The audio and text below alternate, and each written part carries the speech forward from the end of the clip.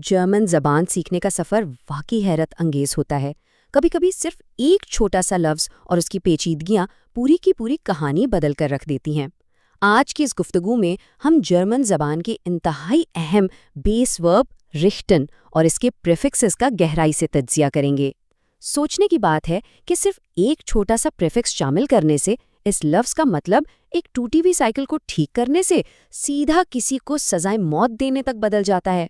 सच में इस एक अकेले लफ्ज़ में इतनी ताकत है कि ये ज़बान के मुख्तलिफ हिस्सों और रोज़मर्रा ज़िंदगी के बेशुमार पहलुओं को आपस में जोड़ देता है। अच्छा, जल्दी से इस सफ़र के खाके पर नज़र डालते हैं। इस वजाहत को 6 वाज़े हिस्सों में तकसीम किया गया है। पहला das Fundament, दूसरा Aufbauen und Ordnen, तीसरा Communication und Wissen, चौथा Chaos und Extreme, पांचवा Formale Pflichten और आखिर में Zusammenfassung auf einen Blick यानी एक मुकम्मल खुलासा। तो शुरू करते हैं पहले हिस्से से। 1. The Fundamental यानी लफ्ज़ की बुनियाद। किसी भी दूसरे प्रीफिक्स का जादू देखने से पहले दरअसल इस बुनियादी वर्ब रिश्तन को ही समझ लेना चाहिए। असल में इसका मतलब है चीज़ों को सीधा करना, ठीक करना, मुरम्मत करना, किसी की तरफ इशारा करना, मुखातिब होना या हालात के मुताबिक खुद को ढाल लेना। यानी आसान लफ्ज़ों में ये लफ्ज़ चीज़ों को दुरुस्त करने या उन्हें अपनी सही जगह पर लाने के गिर्द घूमता है। यही वो मजबूत बुनियाद है जिस पर आगे चलकर इसकी बाकी तमाम शख्सियातें खड़ी होती हैं। रोज़मर्रा की ज़िंदगी में देखा जाए तो इसकी वसअत बिल्कुल वाज़े हो जाती है। मिसाल के तौर पर Ich muss mein Fahrrad noch richten यानी सिंपली अपनी साइकिल ठीक करना, या फिर थोड़ी संजीदा सिचुएशन में Die Polizei richtete ihre Waffen auf den Täter, जहां पुलिस अपना हथियार मुजरिम की तरफ पॉइंट करती है। इसके अलावा किसी उस्ताद से सवाल पूछना या किसी के शेड्यूल के मुताबिक खुद को एडजस्ट करना, जिसे सिखनाक जमाडम रिश्तन कहते हैं। ये अमली मिसालें बताती हैं कि अकेला रिश्तन अपनी जगह कितना वर्सेटाइल और कारगर है। चलिए आगे बढ़ते हैं दूसरे हिस्से की तरफ। 2. Aufbauen und Ordnen यानी तामीर करना और चीज़ों को तरतीब देना। अब यहाँ से प्रीफिक्सेस का असली खेल शुरू होता है। सबसे पहले एरिस्टन पर गौर करते हैं, जो कि एक इनसेपरेबल यानी नाकाबिले तकसीम वर्ब है। इसका इस्तेमाल किसी छोटी मोटी चीज़ के लिए नहीं होता, बल्कि कुछ अजीम तामीर या कायम करने के लिए होता है। जैसे कोई बड़ी ऑफिस बिल्डिंग खड़ी करनी हो, विंड टर्बाइन्स लगाने हो या तारीख के किसी बादशाह ने अपनी अजीम सल्तनत कायम करनी हो, वहाँ एरिस्टन का इस्तेमाल होता है, बिल्कुल ग्रैंड स्केल वाली तामीरात के लिए।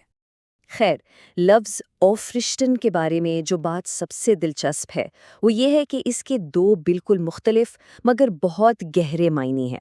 एक तरफ इसका जिस्मानी मतलब है, किसी भारी चीज़ को ऊपर उठाना, जैसे तूफान के बाद गिरी हुई फेंस को वापस सीधा खड़ा करना, और दूसरी तरफ इसका एक निहायत खूबसूरत जज्बाती मतलब भी है, जैसे किसी परेशान या उदास शख्स को दिलासा देकर उसकी हिम्मत बढ़ाना।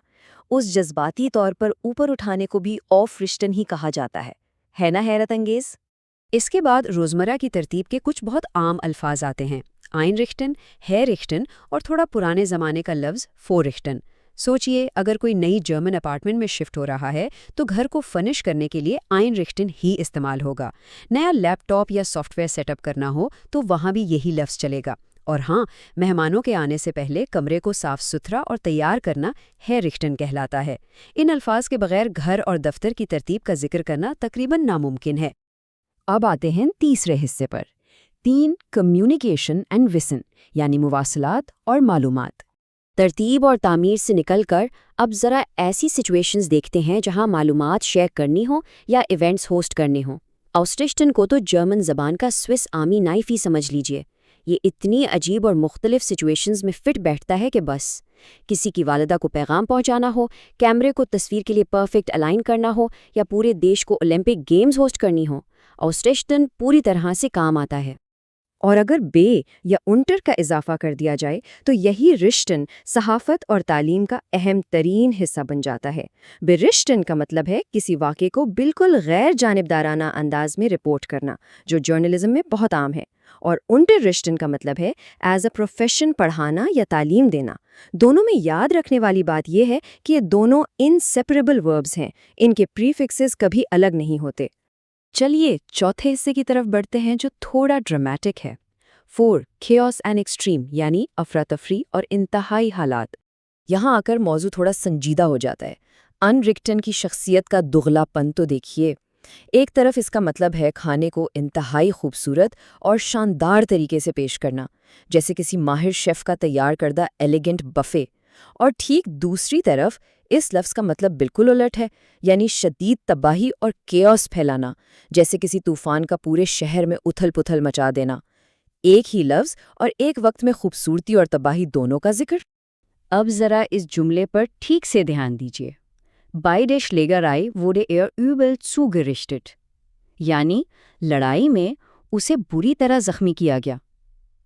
زurichten کا استعمال خاص طور پر تب ہوتا ہے جب چیزوں کو شدید نقصان پہنچتا ہے یا کسی حادثے اور لڑائی میں کوئی بری طرح زخمی ہو جاتا ہے۔ حالت کی شدت بیان کرنے کے لیے یہ واقعی ایک بے حد مضبوط لفظ ہے۔ یہاں ایک بہت ہی اہم ثقافتی ٹپ اور وارننگ آتی ہے۔ اب رشتن کا لفظ سکھانے یا ٹرین کرنے کے معنی رکھتا ہے، لیکن یہ بات یاد رکھنا انتہائی ضروری ہے کہ یہ صرف اور صرف کام کرنے والے جانوروں کے لیے استعمال ہوتا ہے، جیسے پولیس ڈاگز یا سرکس کے شیر۔ اسے غلطی سے بھی اپنے پیارے سے گھریلو پیٹ جیسے بلی یا عام کتے کے لیے استعمال مت کیجیے گا، کیونکہ اب رشتن میں سخت محنت اور مشقت والی ٹریننگ شامل ہوتی ہے۔